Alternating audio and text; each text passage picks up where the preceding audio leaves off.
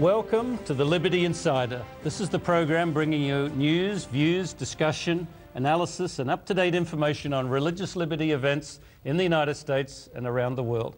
My name is Lincoln Steed, editor of Liberty magazine, and my guest on the program is attorney Allen Reinach, executive director of the Church-State Council. Church-State Council. I was hesitating, but celebrating our 50th anniversary next year. I remember the anniversary discussion. So, yeah. As with Liberty magazine, Liberty, which I edit, has been published continuously now since 1906. Okay. A lot older than I am and you. On one level, continuity and history is great, but the sad fact is that we're living in such rapid change that something that existed a decade or so ago is passé, and something we have today may have only been as new as 9/11. The world has changed since 9/11. I remember reading I read a quote from Le Monde magazine, the French news magazine. I remember reading right after 9/11 this statement. It said, we have reached the point, it said, where the very idea of freedom, relatively new, is in the process of disappearing and being replaced by its polar opposite, that of a global terror of security. A terror of security. Yeah. Well, in my view, we lost the war on terrorism the minute we responded to 9/11 and called it a war on terrorism, because the whole point of the attack was not simply a destruction of physical property or even a destruction of lives. It was to alter the structure of society, which we have done. We have caved in. We no longer put freedom as the first priority. Security, the national security state, now trumps freedom. Yeah, I mean, in many ways, and it's very unfortunate. One example that I've often given talking to groups about this is from World War II. I wasn't born then, but I've read much about and seen many videos of... Your kids don't think you were born then? My kids are quite convinced that I was a contemporary of Moses. Dinosaur, yeah. No, we're dinosaurs in the eyes of a 12-year-old or thereabouts. A teenager. But, yeah. But you know, there's plenty of visual evidence still with us from World War II and not Germany, but Britain under the German Blitz. You know, for several, I think it was nearly 2 months, but certainly weeks on end, the entire German Air Force, bombers, fighters and the lot, came over a little channel, 26 miles, I think the English channel is. They came across the channel and they bombed the heck out of London. Right. It was massive destruction. Then Hitler sent the vengeance weapons, the buzz bomb, a pulse jet-powered guided missile, and then the V2s that Iraq still uses. You know, the Scud is a V2. They were relatively modern weapons raining down on London. I have never read anywhere, never heard anything. There's nothing in the record that says England's or even London's viability was ever threatened, right? And here, 2 buildings, 3, let's give the benefit of the third one that was taken down in World Trade Center 3. 3 buildings go down in one of our many cities, and it's like our existence is on the line. Not to denigrate, you know, the tens of thousands of people that died. Look, oh, sorry, that's not even tens, 3,000 people. 3,000 people.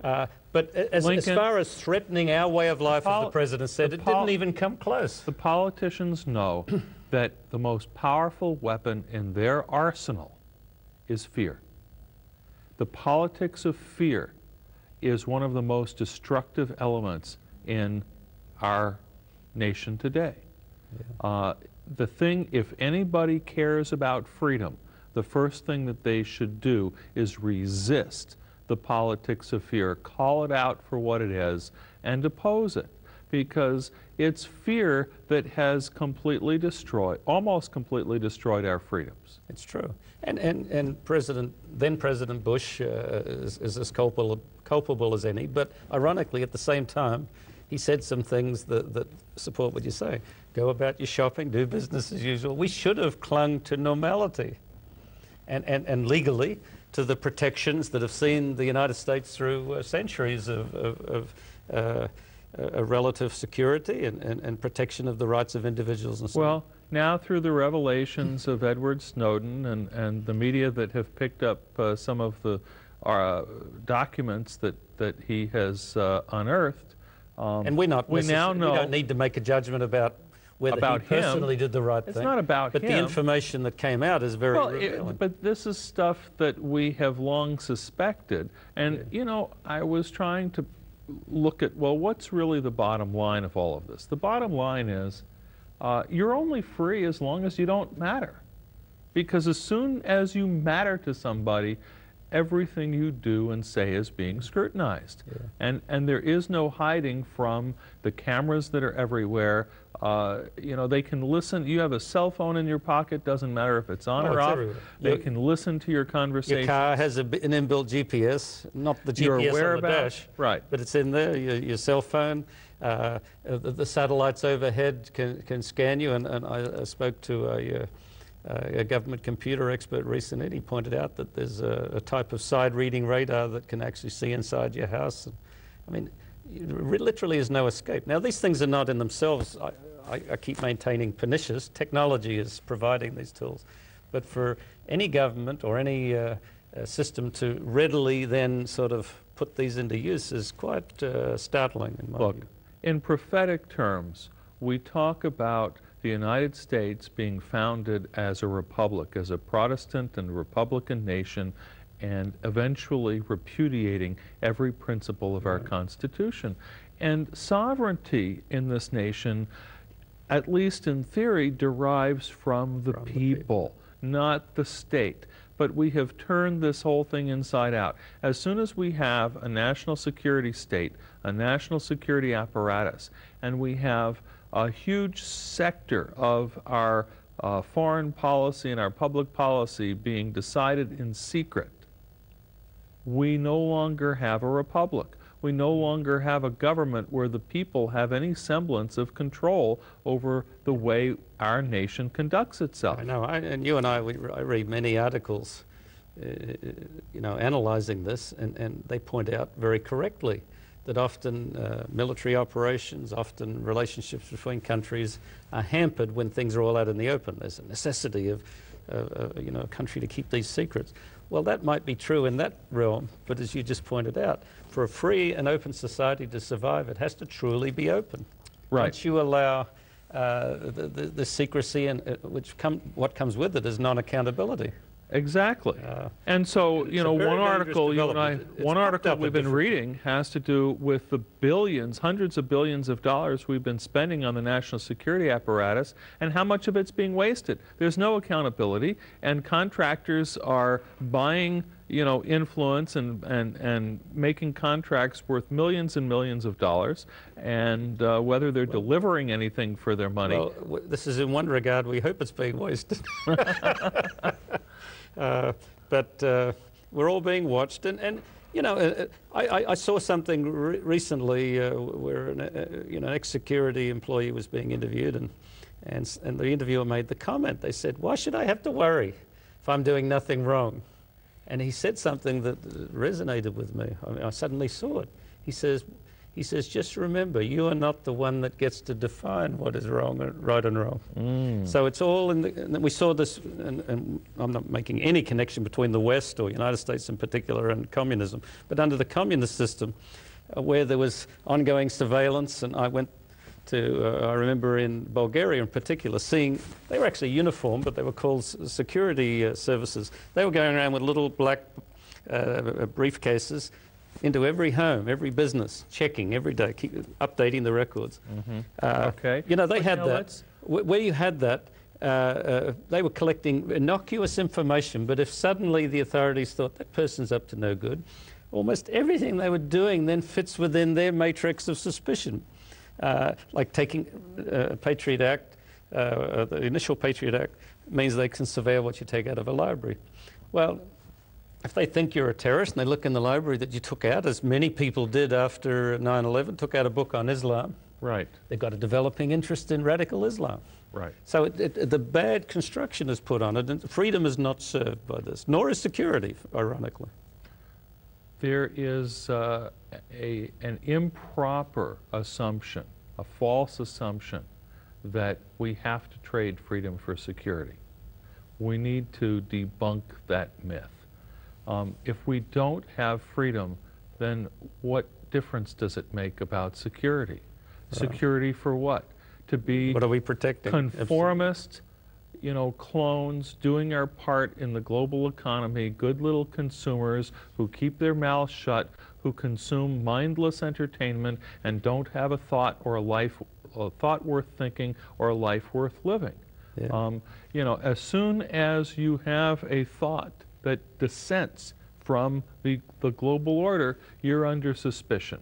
It is George Orwell come home to roost. Yeah, I think at some point I'm going to have a program on George Orwell. Read 1984. Read it often. Read Huxley. Read Brave New World. We're in a brave new world. By the way, I discovered something. It's logical, but I'd never heard of it before. But in a number of countries, I think Iran in particular, they have banned Animal Farm. But you know why? Why? Because the main characters are pigs. Totally missing the real message there. Yes, although I don't really remember the pigs as being heroic figures of any degree, so they're condemned. But that's probably the one that the average person would be as well off to read. Animal Farm, it's often given to the children, but it's telling a very much a morality tale to warn people of totalitarianism and how it comes often under the guise of well, it says all animals are equal, but at the end some animals are more equal. Well, so some freedoms, all freedoms are important, but perhaps in the interest of security we'll shuffle that a little bit. So I think, you know, in the substance of this, what Americans are just beginning to realize is that the government is gathering all of the data on who you're calling, what you're saying. All of your emails are being stored up. If anybody wants to look at your life, they can read your emails, they can review your phone records, who you've associated with, your comings and goings, your shopping history. If you don't pay cash, anything that you do with credit, it's all an open book. And again, it doesn't have to be anything wrong with what you're doing, but that's an intrusion. That's a violation of the compact of a free society, as long as there have been free societies, right? Well, the whole point is to squelch dissent. That is. Well, I don't know if it's the point, but that becomes the necessary end. Look, when you give any human being that power. There's some very good analysis done. You know, we've had two sort of protest movements since the economy took a hit back in 2008. On the conservative side, you had the Tea Party movement. On the liberal side, you had the Occupy Wall Street movement. The Occupy Wall Street movement was completely shut down by the political establishment, and that's been very well documented. It was closed down at one point, and it was closed down by the federal government. There was an FBI conference call with literally something like 45 city mayors to coordinate the shutdown of the Occupy movement. Now, the point is not whether you agree or disagree with, you know, any message that was coming out. The point is that we live in a society where dissent is supposed to be permitted. We're supposed to protect free speech, where the government is not supposed to be acting to stifle I'll come out dissent. with something that I've mentioned on this program before, because it gagged me. I just gagged when I heard of this about 10 years ago now. It's a great tradition in the United States of free speech that when any public official comes along, you could demonstrate, stick a placard up, or even if you're so inclined, call it out. Different people find it offensive, and I might find it offensive if I was a personage coming by, but it's a free society. But starting at about 10 years ago, free speech zones were established that were walled off areas, and they were sometimes miles from the location. We'll be back after a break to discuss this serious topic and then get onto some implications for religion.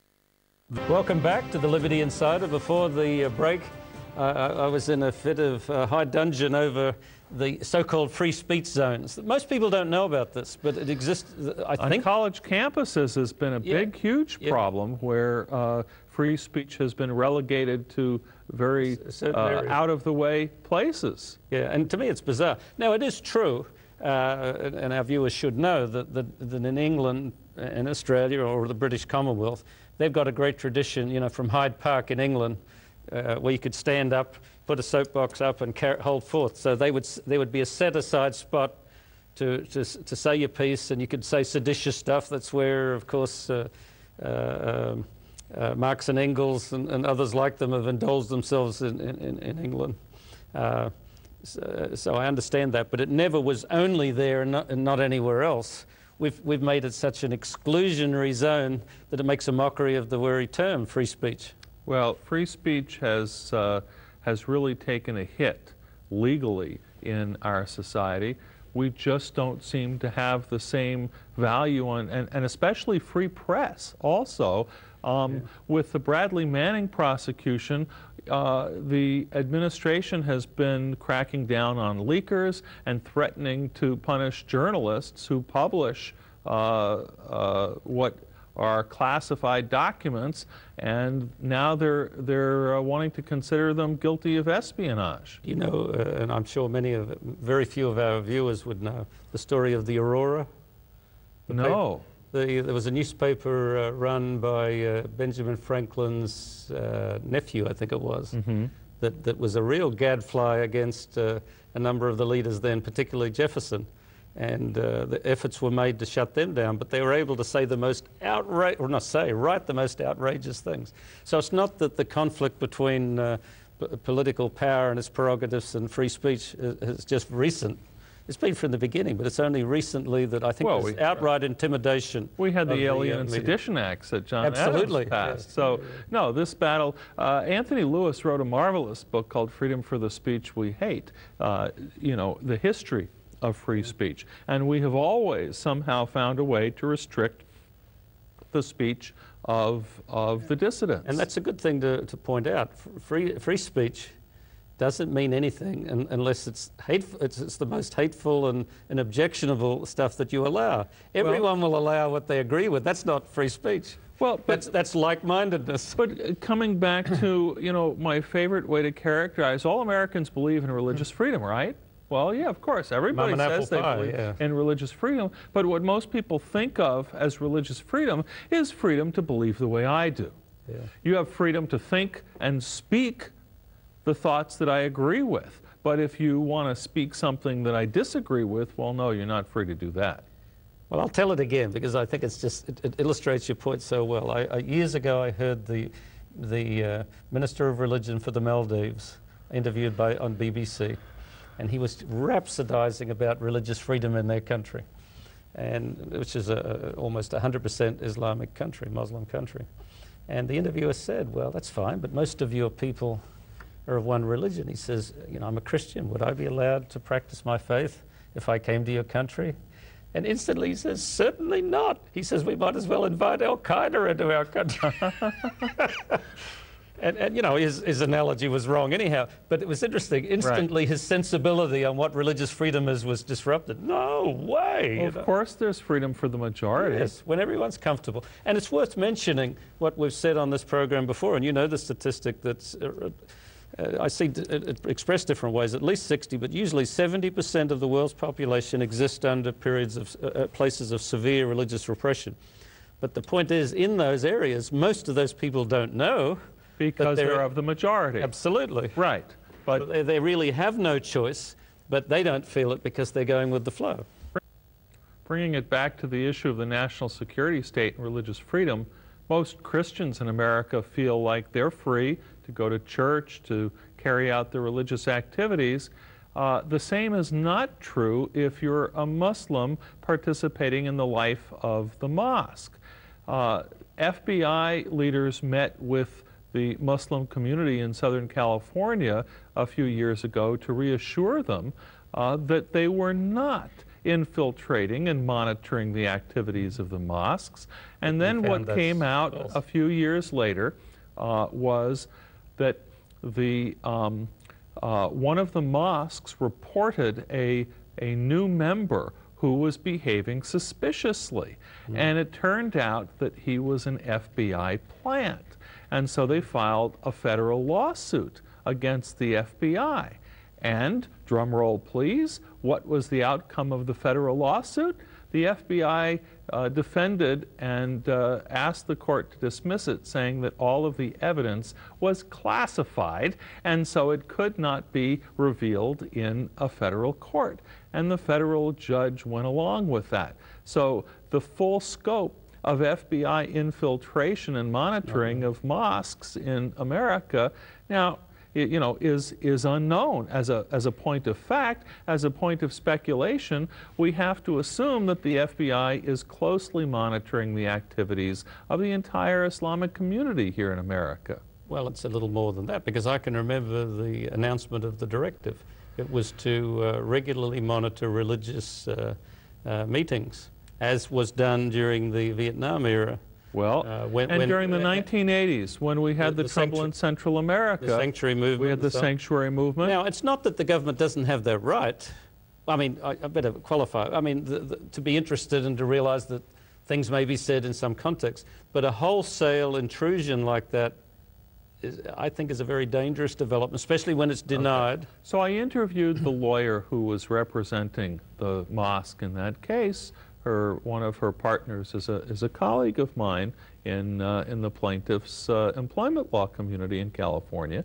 And what I found out was, predictably, that this episode had a detrimental effect, a chilling effect, we lawyers call it, on the life of the Islamic community. They would refuse, they stopped having potlucks or whatever their equivalent is. They stopped having social gatherings, and the community was decimated by the fear that someone in their midst would be reporting to the FBI. Absolutely. How would you feel, listener, if you go to church and you suspect that all the license plates are being recorded by the government, that somebody's sitting there listening to the sermon and watching who's coming and going and monitoring your activities? How would that impact the life of the congregation? And more than chilling effect, I believe it has the potential, as we've seen with American foreign policy being influenced by some forms of evangelical Christianity and their end-time viewpoints, it starts to shape religious thought itself.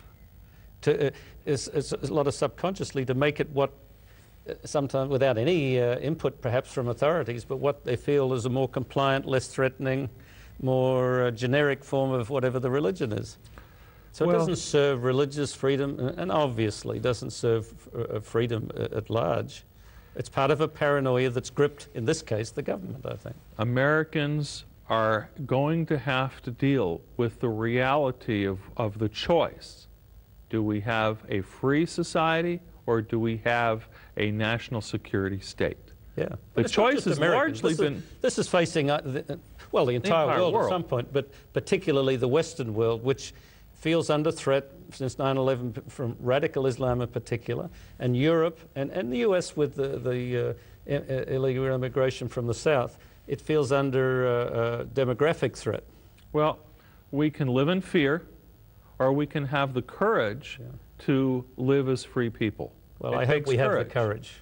I hope we do, but I'm not necessarily convinced. Somehow, I fear that we have been seduced by too many iPads, iPods, digital entertainment, that we're largely being entertained and dumbed down so that we don't think a meaningful thought and don't have any dissent, and we're simply good little consumers doing our part for the global economy, and meanwhile our freedoms are just going away with drones coming to the American skies and privacy a thing of the past.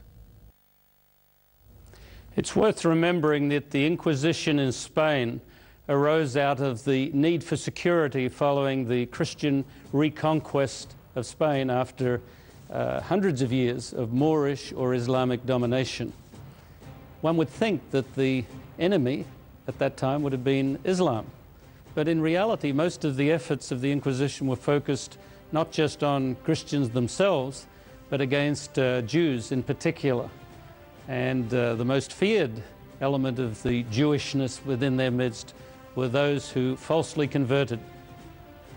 The net effect was horrible suspicion within the community, and yet as I look back on the historical record, no evidence ever that Jews turned on Christianity. Similarly today, we are in a time of global security in fear of Islamic terrorism, and the net effect is that we're lashing out at our own citizens and creating an aura of suspicion that is ill-serving freedom. It will ill-serve freedom in general, and religious liberty in particular will suffer greatly, I believe, in a parallel way to how the Inquisition, a time of spiritual darkness, descended not just on Spain, but the entire Christian world. We need to avoid a repeat of that dynamic in our era. For Liberty Insider, I am Lincoln Steed.